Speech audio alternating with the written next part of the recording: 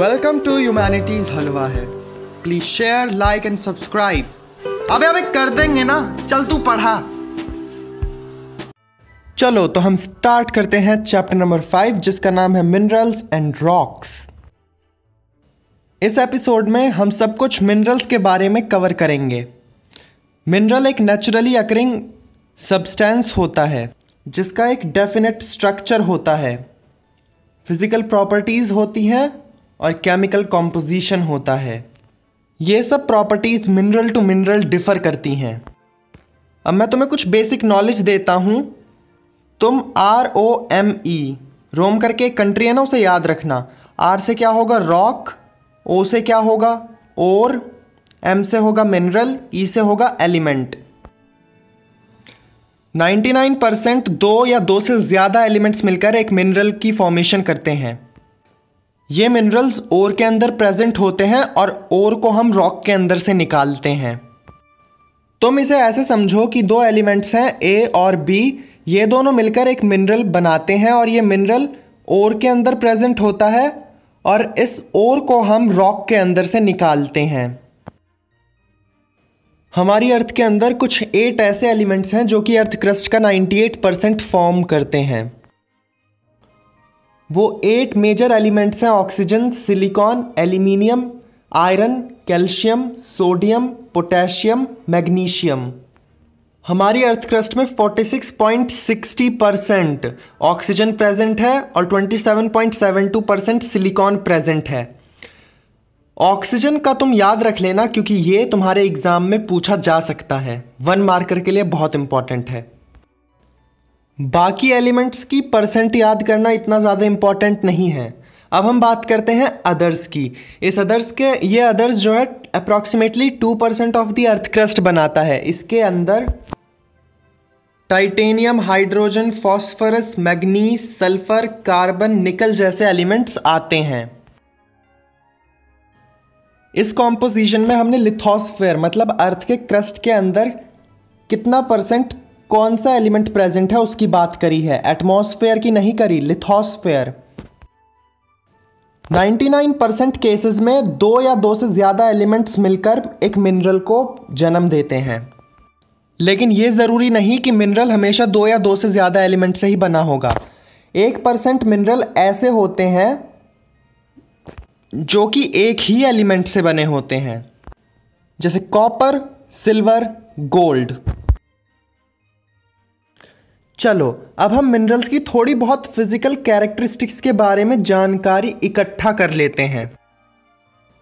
First, external crystal form मतलब वो mineral देखने में कैसा दिखता है। Second, cleavage, tendency to break in a given direction producing plane surface. इसे तुम एग्जाम्पल के साथ समझो।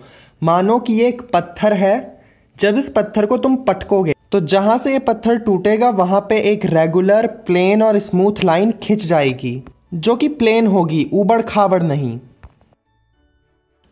थर्ड प्रॉपर्टी है फ्रैक्चर, मतलब the crystal is so complex कि वो इर्रेगुलर मैनर में ब्रेक होगा।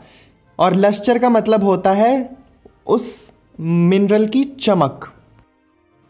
अब कुछ मिनरल इतने कॉम्प्लिकेटेड होते हैं, इतना कॉम्प्लेक्स स्ट्रक्चर होता है उनका कि जब हम उन्हें पटकते हैं तो वो रेगुलर प्लेन की जगह हमें इर्रेगुलर प्लेन प्रोवाइड करते हैं। अब हम बात करते हैं लस्टर की। लस्टर मतलब उस मिनरल की कैसी चमक है। जैसे तुम इस कलर को देख सकते हो, ये ब्लैक कलर का है लेकिन ये ग्लासी लुक है इसका थोड़ा सा। अब इसकी बात करें तो ये थोड़ा सा रफ सा है, तो इसलिए हम कहेंगे कि इसका लस्टर कैसा है, रफ। और एक बार इसकी तरफ भी देख लो तो इसका लस्टर कैसा है, ये थोड़ा सिल्की सिल्की सा लग रहा है। ये तीनों ब्लैक कलर ही थे लेकिन फिर भी इनमें से किसी का लस्टर ग्लासी था, किसी का रफ, किसी का सिल्की। इसलिए कहा जाता है कि लस्टर का कलर से कोई लेना देना नहीं है। अब हम बात करते हैं मिनरल के कलर की। मिनरल का कलर या तो उसके मॉलिक्यूलर स्ट्रक्चर की वजह से होता है या जो उसके अंदर इम्प्योरिटीज प्रेजेंट है उसकी वजह से। एक क्वार्ट्स नाम का मिनरल है जो कि वाइट, ग्रीन, रेड, येलो दिखता है because of the impurities. 6th point है स्ट्रीक, मतलब उस मिनरल के पाउडर का कलर कैसा है। इसे भी तुम एग्जाम्पल के साथ समझो। जैसे तुम इसे एक मिनरल मान लो, तो जो इसका पाउडर निकलेगा वो रेड कलर का होगा। तो जैसे ये ईंट है और इसको रब करने से या इसको पटक देने से इसके अंदर से ये पाउडर निकलेगा, तो यही रेड कलर के पाउडर को हम स्ट्रीक कहेंगे।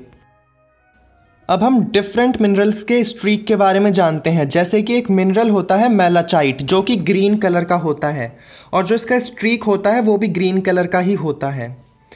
और वहीं पे फ्लोराइट, जो कि पर्पल कलर का होता है, लेकिन जो उसका स्ट्रीक होता है ना, वो वाइट कलर का होता है। 7th पॉइंट है transparency, which is related to light. 8th point है स्ट्रक्चर।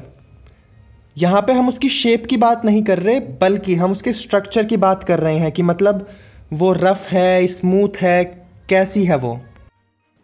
चलो अब हम ट्रांसपेरेंसी को भी एग्जाम्पल्स के साथ समझते हैं। जैसे कि एक चश्मा है, इस चश्मे के आर पार लाइट ट्रेवल कर सकती है और तुम्हें सब कुछ दिख रहा है, तो इसको हम ट्रांसपेरेंट कहते हैं। जब तुम्हें किसी ऑब्जेक्ट के आर पार तो दिखे लेकिन धुंधला दिखे, तो उसको हम कहेंगे ट्रांसल्यूसेंट। कुछ लाइट रेस मीडियम के आर पार हो जाती हैं और कुछ डाइवर्ट हो जाती हैं। और तीसरी ट्रांसपेरेंसी होती है ओपेक, मतलब तुम्हें कुछ नहीं दिखेगा क्योंकि लाइट रेस के आर पार ट्रेवल ही नहीं कर रही थी। 9th प्रॉपर्टी होती है उस मिनरल की हार्डनेस। सबसे सॉफ्ट मिनरल होता है टैल्क और सबसे हार्डेस्ट होता है डायमंड। और 10th प्रॉपर्टी होती है स्पेसिफिक ग्रेविटी। कोल, पेट्रोलियम और नेचुरल गैस ऑर्गेनिक मिनरल होते हैं। कोल सॉलिड होता है, पेट्रोलियम लिक्विड इन नेचर होता है और नेचुरल गैस, ये तो इसके नाम से पता लग रहा है, गैसियस इन नेचर होती है। चलो अब कुछ मेजर मिनरल्स की कैरेक्टरिस्टिक के बारे में भी जान लेते हैं। फर्स्ट मिनरल है फेल्डस्पार। ये मिनरल सिलिकॉन और ऑक्सीजन से बना होता है और ये 50% ऑफ द अर्थ क्रस्ट में पाया जाता है। ये लाइट क्रीम या पिंक कलर का होता है। इसे सीमेंट मेकिंग या ग्लास मेकिंग इंडस्ट्री में इस्तेमाल किया जाता है। सेकंड मिनरल है क्वार्ट्ज, जो कि ग्रेनाइट, सिल्क और सैंड से बना हुआ है। जब तुम इसे पानी के अंदर मिक्स करने की कोशिश करोगे तो ये पानी के अंदर घुलने वाला नहीं है, मतलब it is insoluble in water. ये मिनरल कलरलेस होता है। इसका इस्तेमाल हम रेडियो और रेडार के अंदर करते हैं। थर्ड मिनरल है पायरोक्सीन, जो कि 10% ऑफ द अर्थ क्रस्ट को कॉन्स्टिट्यूट करता है। ये ग्रीन या ब्लैक कलर का होता है। ये मीटेरॉइड्स के अंदर पाया जाता है। पायरोक्सीन कैल्शियम, एल्यूमिनियम, मैग्नीशियम, आयरन और सिलिका जैसे एलिमेंट से मिलकर बना होता है। फोर्थ मिनरल है amphibole. It consist of 7% of the earth crust और ये भी ग्रीन और ब्लैक कलर का होता है। एम्फीबोल मिनरल का इस्तेमाल एस्बेस्टॉस इंडस्ट्री में जमकर होता है। एस्बेस्टॉस इंडस्ट्री मतलब ऐसी इंडस्ट्री जो कि फायर प्रूफ प्रोडक्ट्स बनाती है। ये 1 मार्कर के लिए बहुत इंपॉर्टेंट है कि hornblende is another form of amphibole. सीधा क्वेश्चन आएगा dash is another form of amphibole, answer होगा हॉर्नब्लैंड। अब हम अपने 5th मिनरल की बात करते हैं, जो है mica. It consist of 4% of the earth crust और इलेक्ट्रिकल इंस्ट्रूमेंट बनाने में माइका का बहुत इस्तेमाल होता है। और 6th मिनरल है ओलिवीन, जिसका इस्तेमाल हम ज्वेलरी बनाने में करते हैं। ओलिविन मिनरल हमें बसाल्ट रॉक में मिलता है। अदर मिनरल्स जैसे कि chlorite, calcite, magnetite, hematite, bauxite, barite, ये सब भी क्रस्ट के अंदर प्रेजेंट होते हैं, लेकिन एक बहुत ही माइनर क्वांटिटी में। मिनरल्स को आसानी से पढ़ने के लिए हमने 3 कैटेगरी में डिवाइड किया है। एक मेटालिक मिनरल, दूसरा नॉन मेटालिक मिनरल और तीसरा एनर्जी मिनरल। लेकिन 11th क्लास में तुम्हें एनर्जी मिनरल के बारे में कुछ नहीं बताया गया। बस वही एक छोटी सी इंफॉर्मेशन दी गई है कि कोल सॉलिड इन नेचर होता है, पेट्रोलियम लिक्विड इन नेचर और natural gas gas in nature होती है। नॉन मेटालिक मिनरल्स भी 3 तरह के होते हैं, precious metal, ferrous metal, non ferrous metal. Precious metals के अंदर आते हैं ऐसे मेटल जो कि बहुत महंगे हैं, जैसे गोल्ड, सिल्वर, प्लैटिनम। इनके अंदर एक अलग ही शाइन होती है। फेरस मेटल्स के अंदर आयरन प्रेजेंट होता है। फेरस मेटल के एग्जाम्पल होंगे आयरन ओर और manganese.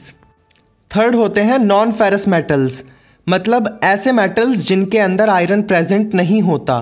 For example copper, lead, zinc, tin, aluminium etcetera. और नॉन मेटालिक मिनरल्स वो होते हैं जिनके अंदर मेटल प्रेजेंट नहीं होते। इसके एग्जाम्पल होंगे सल्फर, फॉस्फेट, नाइट्रेट। और सीमेंट से रिलेटेड एक मार्क का क्वेश्चन आता है कि cement is a mixture of metallic minerals और नॉन मेटालिक मिनरल्स। तो यहाँ पे आंसर होगा cement is a mixture of non metallic minerals. चलो तो अब हम इसके बाद बात करेंगे रॉक्स की, लेकिन नेक्स्ट एपिसोड में। चलो तब तक के लिए बाय, कीप स्टडिंग और रिवाइज ज़रूर करते रहना।